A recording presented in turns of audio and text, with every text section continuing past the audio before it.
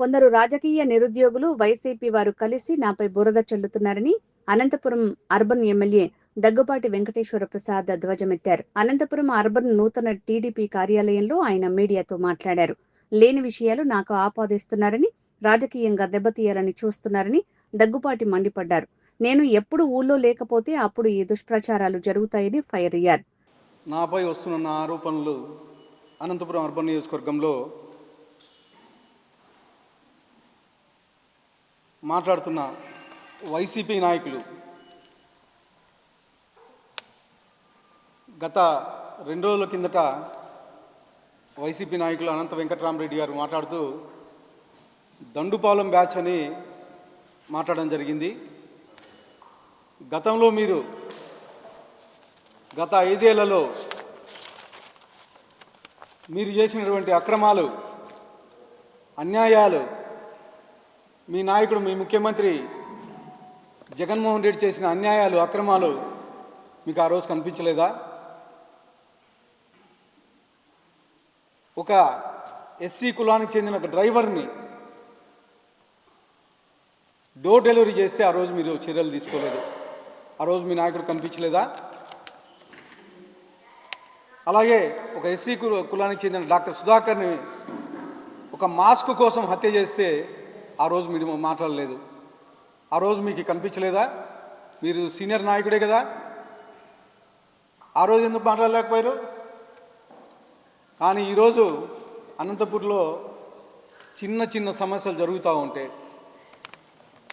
దాన్ని ఒక పెద్ద భూతద్దంలో చూపిస్తూ అనేకమైనటువంటి ప్రచారాలు చేస్తూ ఉన్నారు. మీ చీకటి రాజకీయాలు అందరికీ తెలుసు. అనంతపురంలో తెల్లవారుజామున 5 గంటలకు ఎవరితో మాట్లాడతారో,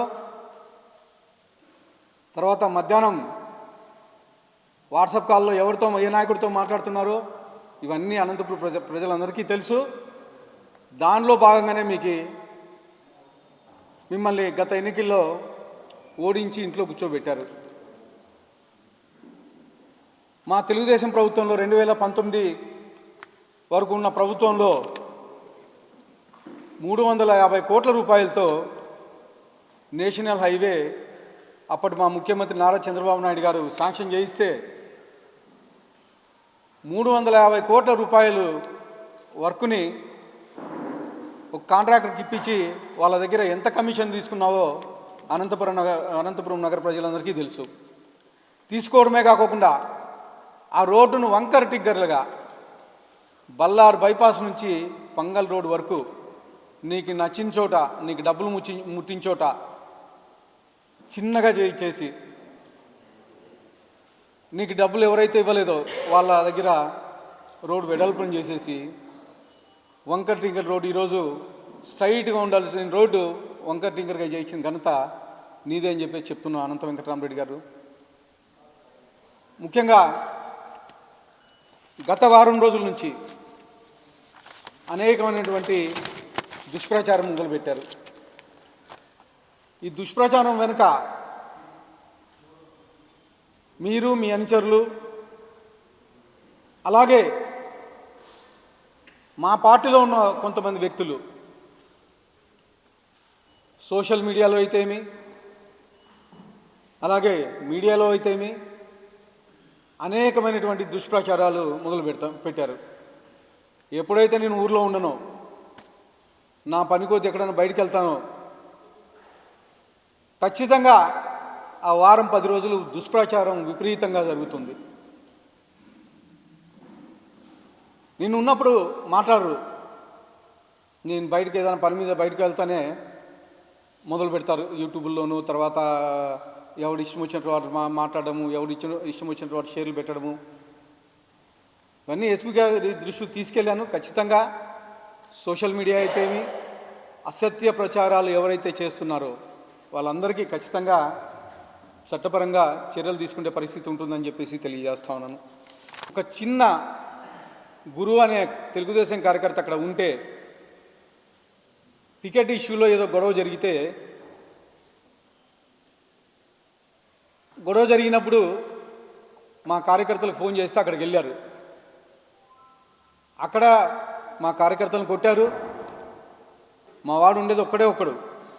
దాదాపు ఎగ్జిబిషన్ నిర్వాహకులు 20 మంది ఎగ్జిబిషన్ నిర్వాహకులు ఆయన కొట్టడం జరిగింది. కానీ నీ టర్నోవరే మొత్తం ఎగ్జిబిషన్ టర్నోవర్ 20 లక్షలు ఉండదు, 20 లక్షలు అడుగుతామని చెప్పేసి ఎస్పీ కంప్లైంట్ ఇస్తావు. ఎగ్జిబిషన్ పర్మిషన్స్ ఇస్తే ఆ రోజు కానీ పర్మిషన్ నేనే ఇప్పించాను. అలాంటి వాడిని కట్టుకొని ఎమ్మెల్యే డబ్బులు డిమాండ్ చేశారని చెప్పేసి అడుగుతా ఉన్నాడు. రాజకీయ నిరుద్యోగులు ఉన్నారు. మా పార్టీ, మా ముఖ్యమంత్రి వర్యులు నారా చంద్రబాబు నాయుడు గారు నిశ్చితంగా గమనిస్తున్నారు. ఖచ్చితంగా చర్యలు తీసుకునే క్రమంలో ముందుకెళ్తాం. నంబూరు వైన్స్పై దాడి సంఘటన.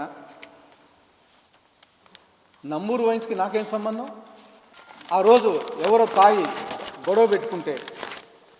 గొడవ పెట్టుకొని అర్ధరాత్రి కాడ దాన్ని అంటిస్తే నాకు ఆపాదిస్తారా? అంటే ఎమ్మెల్యే మీద బురద జల్లడం ఇదైపోయింది. ఆ రోజు పొద్దున నంబూరి వైన్స్ ఓనర్ మాట్లాడాడు, ఎవరో గుర్తు తెలియని వ్యక్తులు అది ఇదని చెప్పేసి మాట్లాడాడు. మళ్ళీ గంట తర్వాతనే ఎమ్మెల్యే మీద తీసుకొచ్చాడు. నేను ఒక చిన్న సామాన్య రైతు కుటుంబం నుంచి వచ్చి ఈరోజు మా ముఖ్యమంత్రి నారా చంద్రబాబు నాయుడు గారు అవకాశం కల్పిస్తే, మా యువ నాయకుడు నారా లోకేష్ గారు అవకాశం కల్పిస్తే ఈరోజు ఎమ్మెల్యే అయ్యాను నేను. మా పార్టీకి చెందిన వీరశైవ లింగాయత్ కార్పొరేషన్ స్వప్న గారు ప్రెస్ మీట్ పెట్టి ఈ ల్యాండ్ ఆక్యుపై చేశారని చెప్పేసి చెప్పడం జరుగుతూ ఉంది. ఆ ల్యాండ్ అనేది నాకు సంబంధించిన అంశం కాదు. మన గవర్నమెంట్ ఉందని ఇష్టానుసారం చేసినా కానీ, లేకపోతే ఇంకోటి దురాక్రమణలు చేసినా కానీ మన ముఖ్యమంత్రి నారా చంద్రబాబు నాయుడు గారు సహించరు. అదే పంతాలో నేను కానీ ఇక్కడ కఠిన చర్యలు తీసుకుంటానని చెప్పేసి తెలియజేస్తాను. ఎందుకంటే హెచ్చరిస్తున్నాను, ఎవరిని సహించలేదు. ఖచ్చితంగా చట్టం తన పని తాను చేసుకొని పోతుంది.